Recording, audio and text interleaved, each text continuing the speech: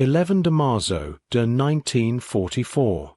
10:17 de la mañana. Sobre el mar del norte. Amos de 6.000 metros de altura. El aire es tan frío que París rompes en cristales invisibles. En la cabina de un P-51 Mustang. El oxígeno liga a pulsos y el cristal del canopy vibra con cada sacudida de la hélice. Abajo. Una capa de nubes gris plomo. Delante. La costa europea. Y más allá. El corazón del Reich no es una incursión más. Hoy el objetivo es Berlín. Berlín significa distancia. Berlín significa tiempo expuesto. Significa atravesar la calle de defensas más densa de Alemania, y volver vivo con el combustible justo para no caer al mar durante meses. Los bombarderos pesados han llegado hasta que como una promesa rota. Entrar, solta bombas, perder decenas de aviones, retroceder. Hoy, por primera vez, la escolta no tiene que das la vuelta cuando, en cada media Alemania por cruza. Hoy, los cosas pueden cuidarse. Hoy, el cielo no pertenece a nadie, y eso, para la Luftwaffe, es una emergencia que no se anuncia. 60 a comienzos de 1944. La guerra aérea sobre Europa se ha convertido en una ecuación brutal. Los aliados tienen números. Alemania tiene experiencia, radars, artillería antiaérea, y una red de aeródromos que permite concentrar cosas como puños de acero donde más duele. Pero los aliados persiguen algo que no se compra solo con cantidad, continuidad. La capacidad de golpear todos los días, y que el golpe sea cumulativo. Para Estados Unidos, esa idea tiene un nombre, la ofensiva de bombardeo diurno de precisión. En la práctica, significa formations de B-17 y B-24 entrando por rutas predecibles, defendidas por ametralladoras, con escoltas que, hasta hace poco, no podían acompañarlas hasta el final. El resultado es repetitivo y sangriento. La escolta se queda sin alcance, los bombarderos siguen solos, y entonces los cosas alemanes atacan en oleadas, buscando los puntos débiles, descargando el bord de los cages de combate y convirtiendo la retirada en una carrera por sobrevivir. La Luftwaffe, a finales de 1943, todavía puede elegir el momento. Sus controladores de caza, apoyados por radar y observadores, levantan unidades desde múltiples bases. Pueden lanzar Bf-109 y Fw-190 con la altitud preparada, con el sol detrás, con la primera pasada coordinada. Los pilotos alemanes conocen la receta. Penetrar rápido, disparar a corta distancia, romper, trepar y repetir. La defensa aliada no es el avión individual, es la geometría de la formación. Y esa geometría, bajo presión, se fractura. Los estadounidenses aprenden a un precio que no cabe en discursos. Aprenden que, bombardero autoprotegido, es una idea que funciona solo hasta que el enemigo decide pagar el coste atacar de frente. El ataque frontal es una apuesta de segundos. El cielo entre en casa y un bombardero pesado puede ser de cientos de kilómetros por hora. Un error mínimo, y el piloto así como el fuego de varias turretas. Pero se entra bien, se suelta la ráfaga donde duele. Cabina, motors, rayos del ala. Un bombardero de varias decenas de toneladas puede desaparecer en un instante, o empezar a caer como si se volviera líquido. Cada misión larga se convierte en una cuenta atroz. Minutos dentro del radio de cosas enemigos, litros de combustible, munición que no se repone en el aire, y tripulations de bombardero que saben que una baja no es un número. Son 10 hombres en un avión, atrapados en una máquina. Que arde y en ese pasaje de desgaste, hay un problema técnico que se convierte en destino. El alcance de los cosas de escolta. Los P-47 Thunderbolts son robustos, veloces en picado, y pueden absorber danos como se estuvieran hechos para ello. Pero escolta hasta Berlín es otra cosa. Los P-38 Lightning tienen alcance, y en ciertos escenarios son excelentes, pero en el invierno europeo sufren problemas mecánicos y su mantenimiento es exigente. La escolta sigue siendo, en demasiadas ocasiones, una cuerda que se corta justo cuando el enemigo espera. La Luftwaffe no necesita derribar todos los bombarderos. Solo necesita derribar los suficientes para que la campana sea insostenible, para que los comandantes duden, para que la producción de tripulaciones no alcance, para que la moral sea great. En la guerra aérea, el no podemos seguir veil tonto como una derrota en el suelo. Entonces aparece el P-51 Mustang. Y no aparece como mito, aparece como respuesta a una cifra. El Mustang con motor Packard Merlin no es solo un avión rápido o bonito.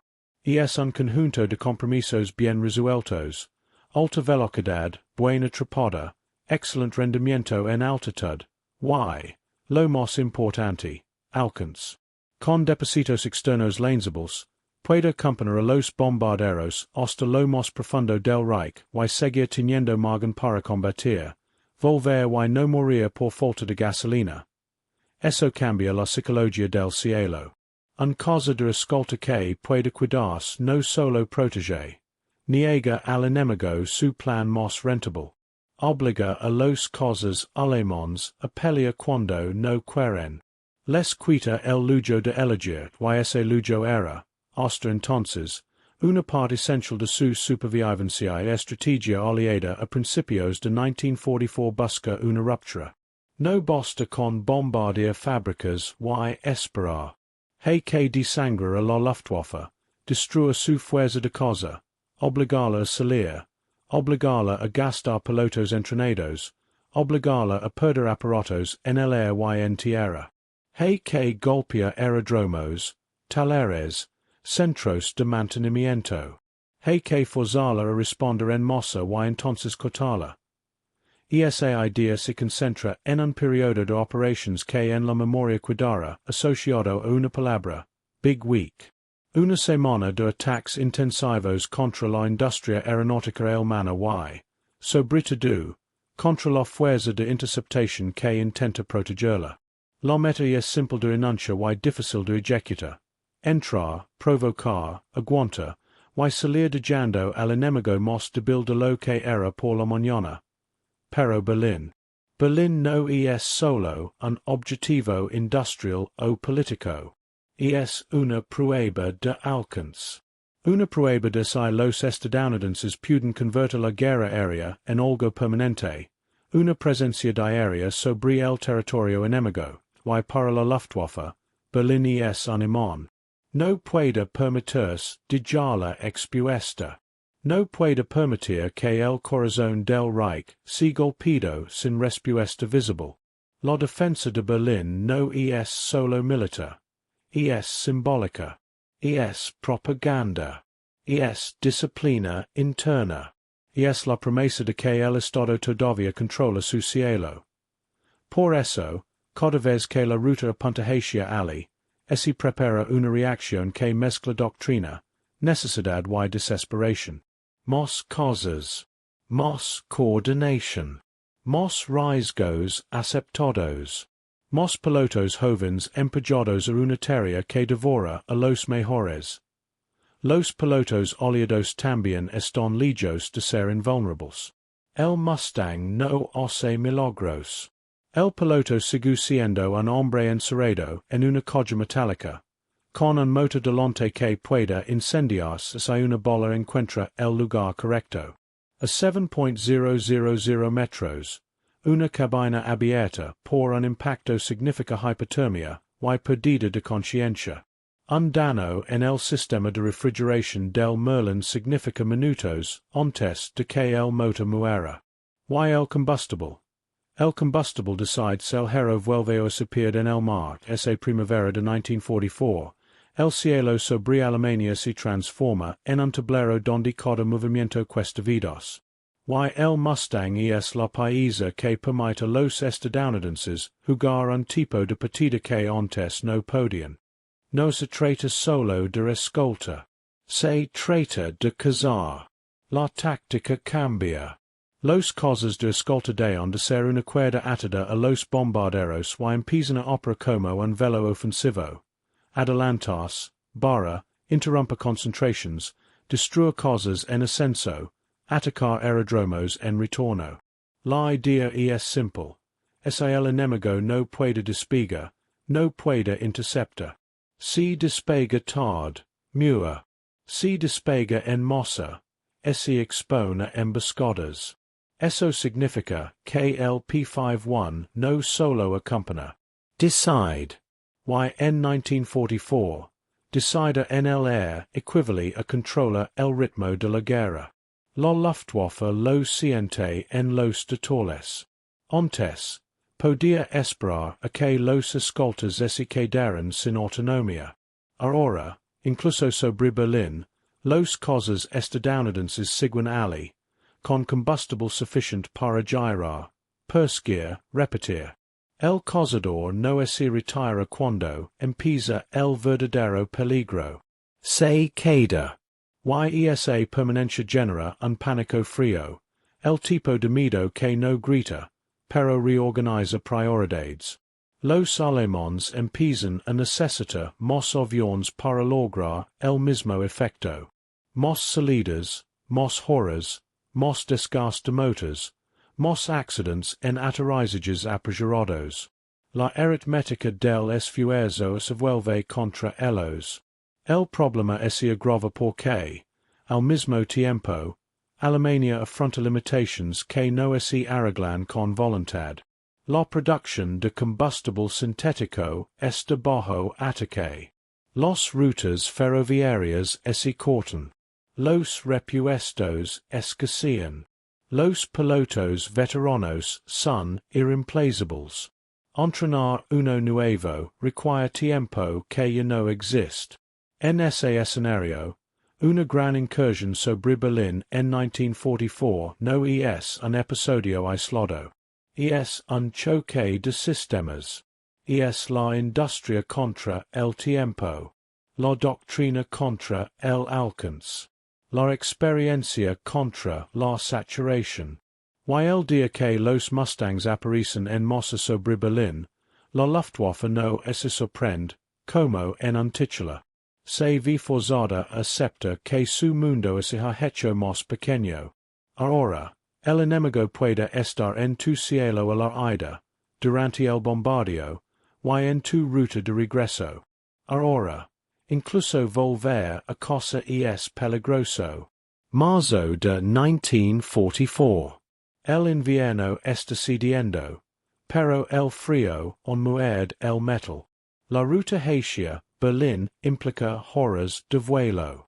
Horas en los que cualquier fallo mecánico, cualquier pérdida de formación, cualquier nube mal calculada puede convertir en un blanco aislado. Las formaciones de bombarderos se construyen como ciudades flotantes. Cages de combate, capas de altitud, intervalos calculados para que el fuego defensivo se solape. En teoría, cada B-17 leva múltiples ametralladoras calibre .50 con cientos de cartuchos por arma. En teoría, ese muro de plomo disuade. En la práctica, la Luftwaffe ha aprendido a medir el miedo. Ha aprendido que el fuego defensivo no cubra todos los ángulos igual. Que la concentración de fuego se rompe cuando una sección se descuadra. Que el humo, el sol y el pánico creen huecos. Y lo más importante, ha aprendido a atacar con intención. Los alemanes no entran a disparar a bulto. Buscan el líder de carga. Buscan el bombardero que marca el rumbo. Buscan el avión ya donado. Buscan el que vuela un poco más bajo. Una sola baja en el punto correcto puede desorganizar a toda una sección. La misión hacia Berlín es una carrera contra el reloj.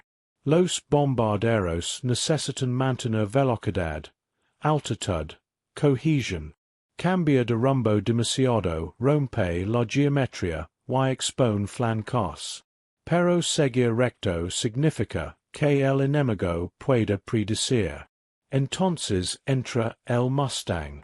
No como escolta pegada, sino como guardia móvil. Pueda adelantarse a interceptor. Pueda entrar en el mismo espacio donde antes los cosas alemanes se reúnen para el golpe. Pueda obligarles a soltar la formación, a maniobrar antes de disparar, a gastar energía en defensa.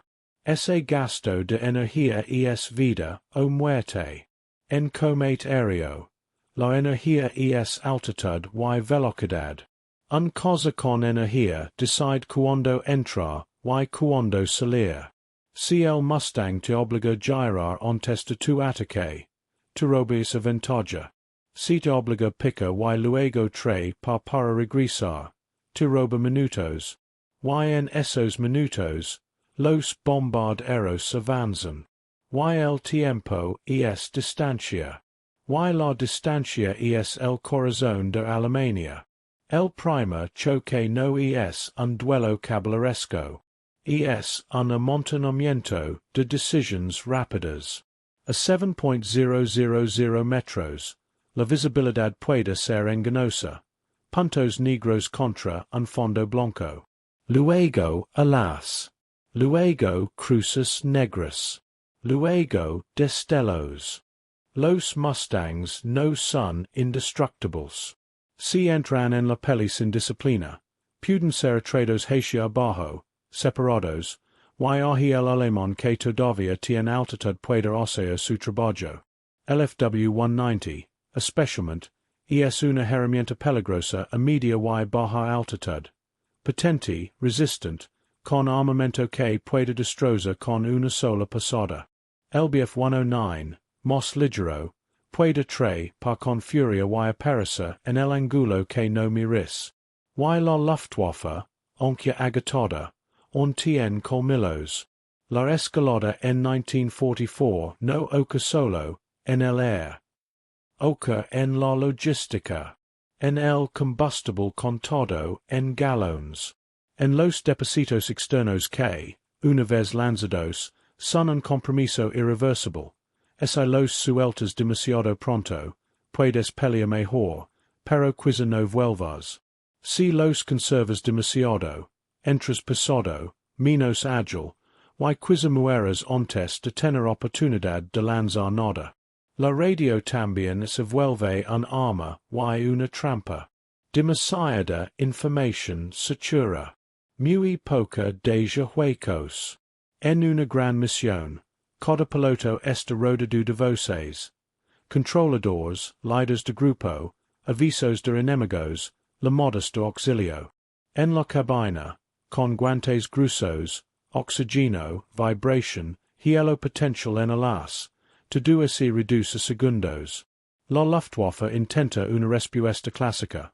Ataques coordinados sobre los bombarderos, buscando obligar a los Mustangs a quedarse pegados, a renunciar a la cosa adelantada. Si los cosas de escolta se dispersan persiguiendo blancos individuals, los bombarderos quedan expuestos. Ese es el anzuelo. Los estadounidenses lo saben. Y aquí aparece la adaptación. En 1944, la escolta se disciplina en capas. Algunos Mustangs se quedan cercanos a los bombarderos, protegiendo el cuerpo. Otros se adelantan como pantalla. Otros quedan arriba, guardando altitud para caer sobre los alemanes cuando estos se comprometen en el ataque. La idea no es perseguir por orgullo. Es gestionar el riesgo como un matemático. Conserva energía, conserva combustible, conserva cohesión. Pero el enemigo también aprende. La Luftwaffe empieza a usar la masa y el terreno de noobs. Aparece. Ataca. Desaparece. Intenta que el combate sea una serie de microencuentros donde un piloto americano, aislado, tenga que decider entre seguir un alemán y gastar gasolina, o volver y dejar que el alemán regrese a atacar al bombardeo. Cada decisión tiene precio. Y el precio ese día, ese pega en el cielo más defendido de Europa. Mientras la formación se acerca a Berlín, la artillería antiaérea pesada, la Flak, se convierte en un paisaje propio. Las baterías alrededor de la ciudad son densas. Los proyectiles de 88 mm y calibres mayores suben en ráfagas y estallan en nubes negras. No apuntan a un avión específico como una bola. Construyen un volumen de muerte donde la probabilidad hace el trabajo. Los bombarderos lo sienten en el fuselage. Golpes sordos. Fragmentos que cortan metal. Un estalido cercano puede arrancar un motor o perforar un depósito. Un impacto directo es una desaparición instantánea. No hay tiempo para heroísmo. Solo queda.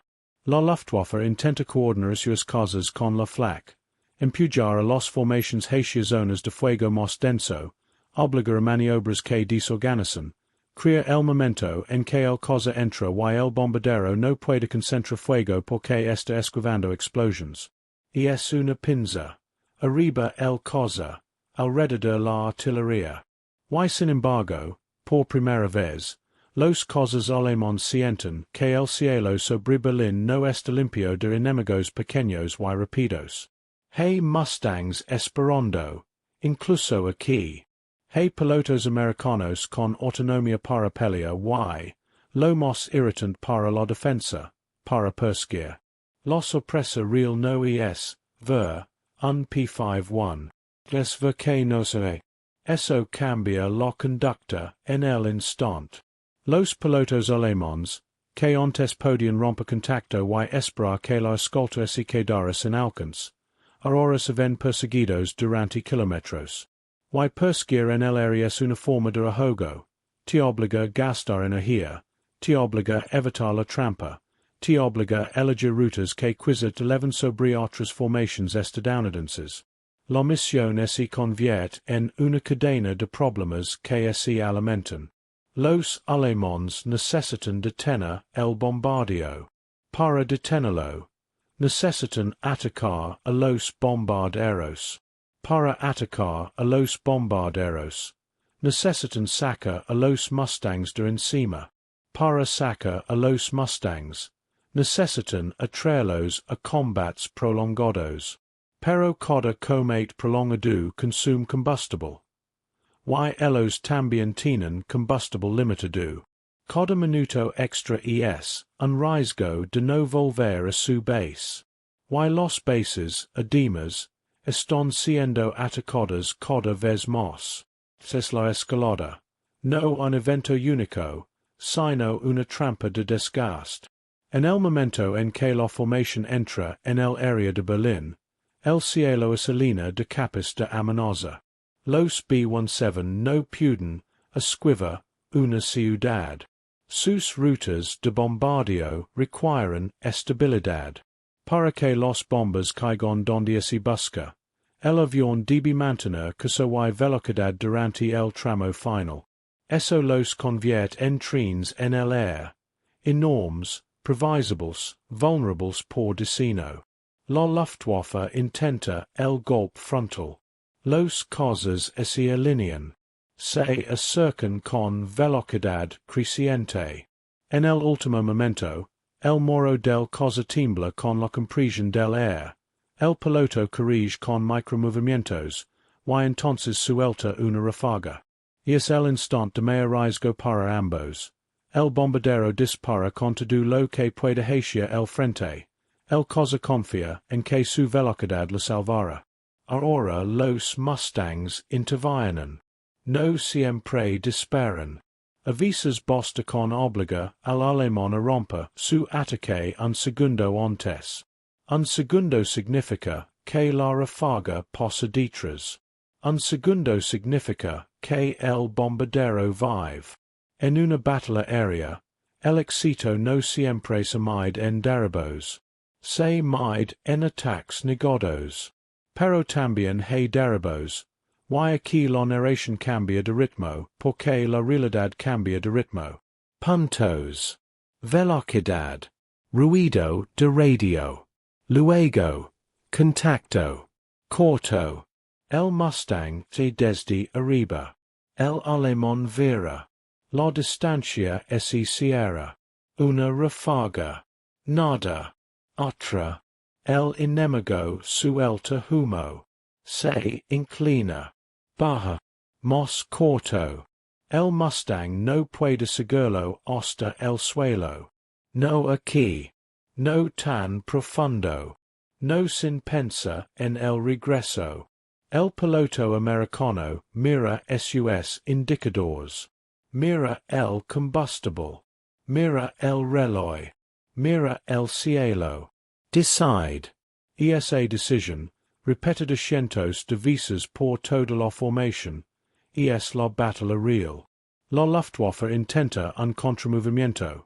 Atacar a la escolta en vez de los bombarderos, buscando abrir un corredor.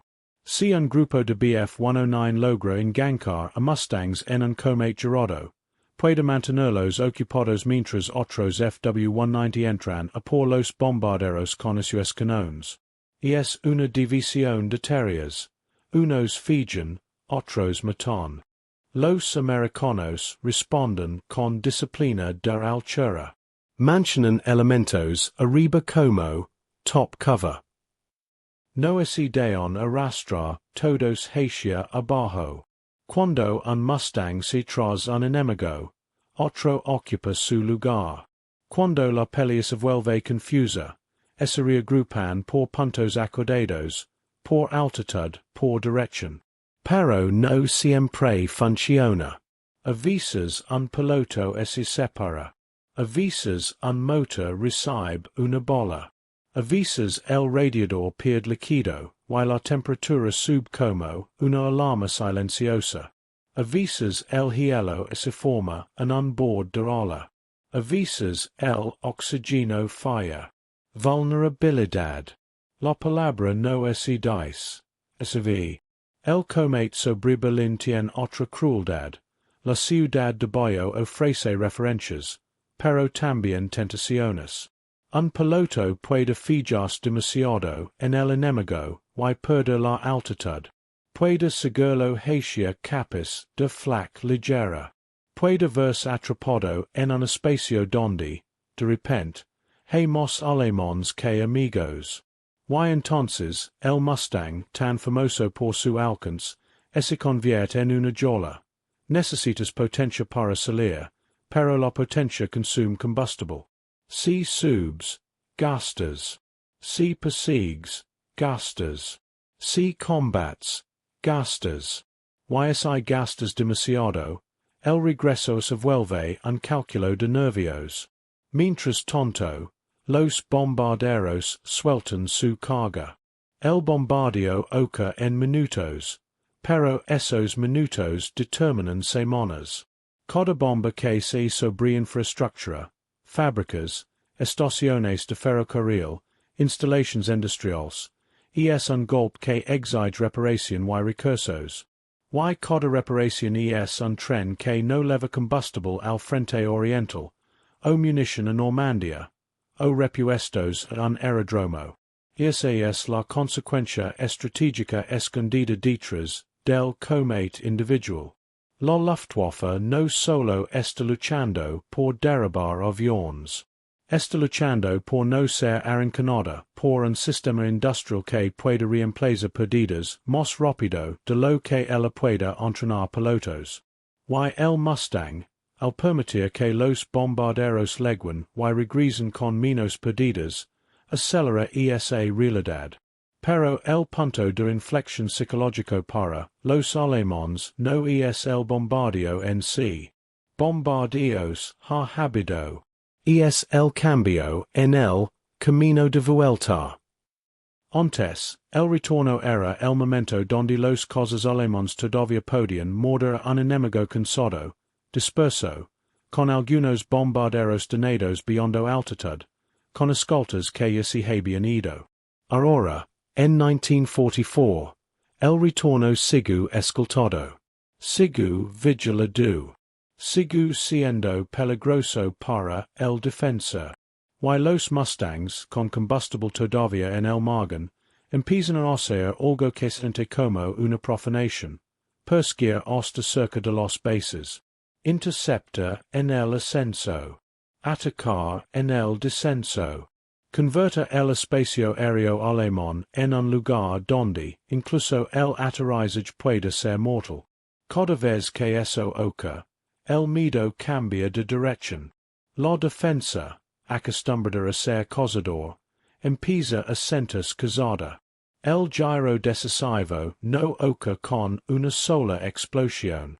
Ocurre cuando la Luftwaffe se da cuenta de que su método habitual ya no produce el mismo resultado.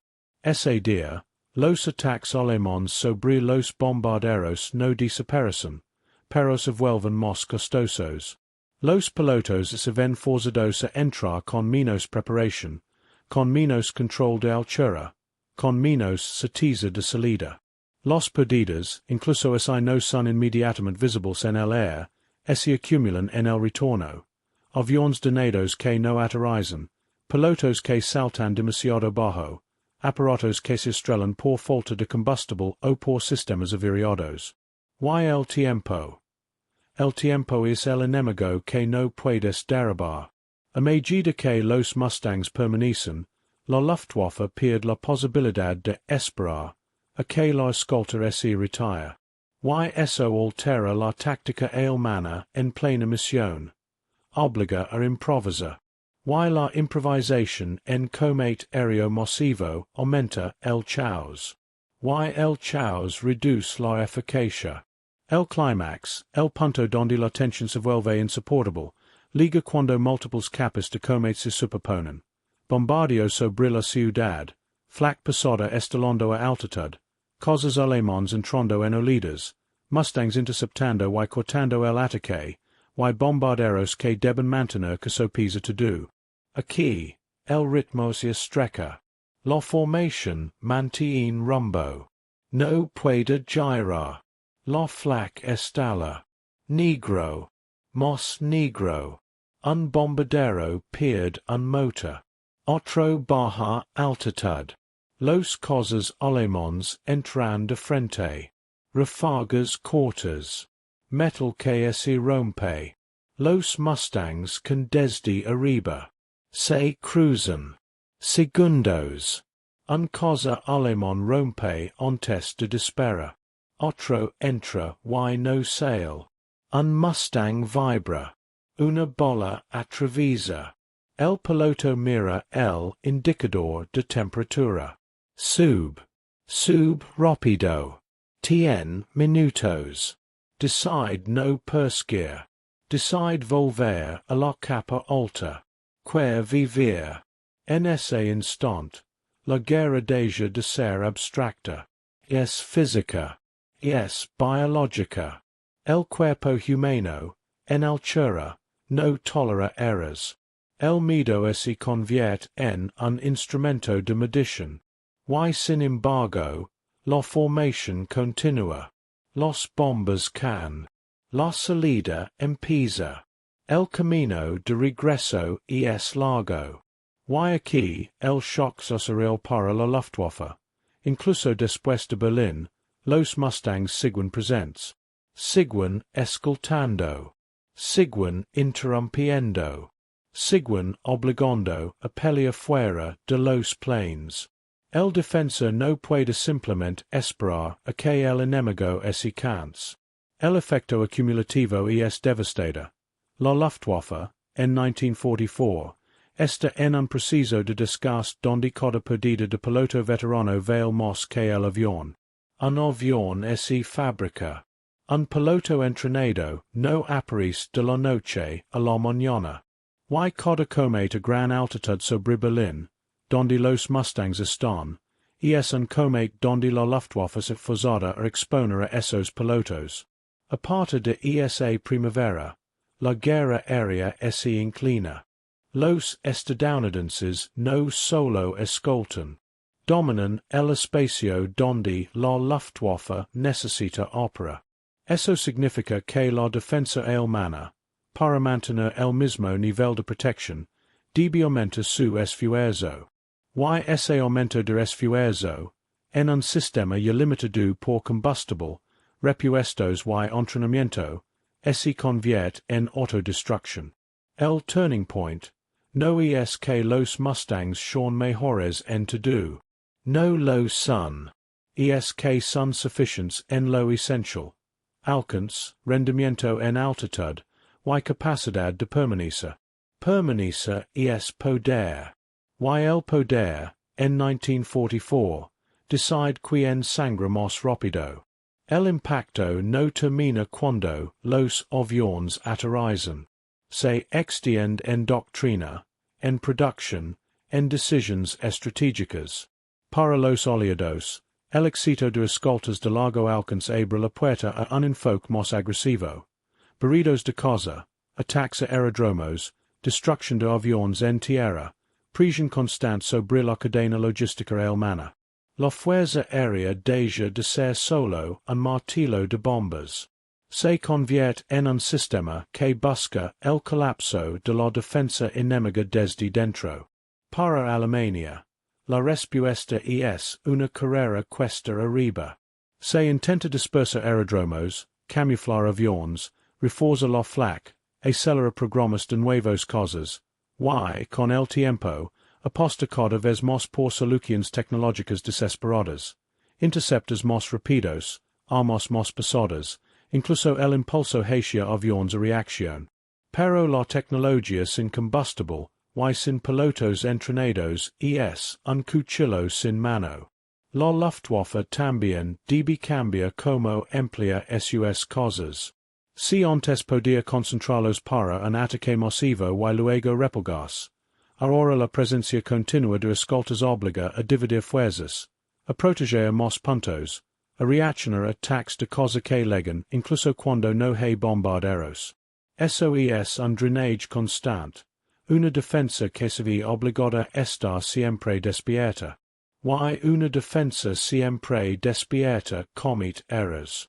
En el nivel operacional, el Mustang ayuda a sostener la presión aérea que precede la invasión aliada de Europa Occidental.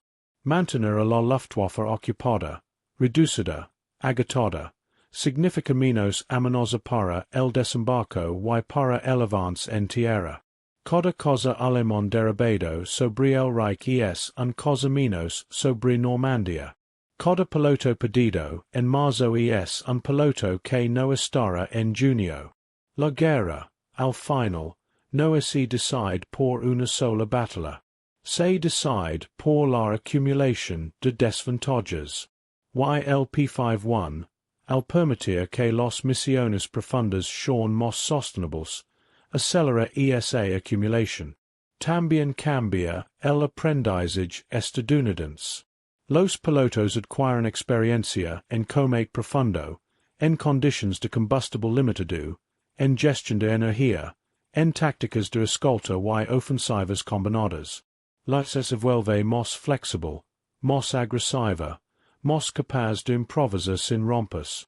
La Luftwaffe, en cambio, se empellada a un ciclo donde los pilotos jóvenes entran antes de estar listos. Y en combate aéreo, entrar sin estar listo no es valencia, es estadística. El shock de 1944 no es una anécdota de un día. Es el reconocimiento de un nuevo patrón. Las formaciones aliadas llegan cada vez más lejos, cada vez con más protección, y el coste de tenerlas se vuelve demasiado alto. Y entonces, incluso cuando Alemania intenta adaptarse, la curva ya está inclinada. La consecuencia estratégica es clara. El dominio aéreo aliado se convierte en condición previa para el final de la guerra en Europa. No solo por los daños de las bombas, sino por la imposibilidad alemana de mantener una fuerza de cosa eficaz bajo presión constante. El Mustang no gana la guerra solo, pero hace posible un tipo de guerra aérea que, una vez activada, no se detiene. Cuando el ruido termina y los helices se calan, el silencio no trae alivio inmediato. Trae recuento. Aviones que no regresaron. Tripulations que faltan. Cabinas vacías con el cinturón todavía abrochado. Informes de daños. Horas de mantenimiento. Pilotos que bajan del avión con la cara marcada por el oxígeno, con los manos temblando por el frío y la adrenalina. Sobre Berlín, en 1944, el P-51 Mustang no fue un símbolo abstracto. Fue una respuesta concreta a un problema concreto. Llegar y cuidarse. Y cuidarse alteró la balanza porque cambió el comportamiento del enemigo. Ese es el legado más frío y más real. En la guerra aérea, la tecnología no importa por lo que permite, sino por lo que obliga al otro a hacer. La Luftwaffe se vio obligada a pelear en peores conditions, durante más tiempo, con menos margen de error. Y cuando una fuerza aérea empieza a vivir sin margen de error, su final no liga con un único golpe. Liga con cada decisión pequeña, que ya no puede permitirse equivocarse. En 1944, sobre Berlín, el cielo dejó de ser un refugio alemán. Y el Reich, por primera vez, empezó a sentir que la guerra ya no tenía distancia. Solo tenía tiempo. Y el tiempo, ese año, ya no estaba de su lado.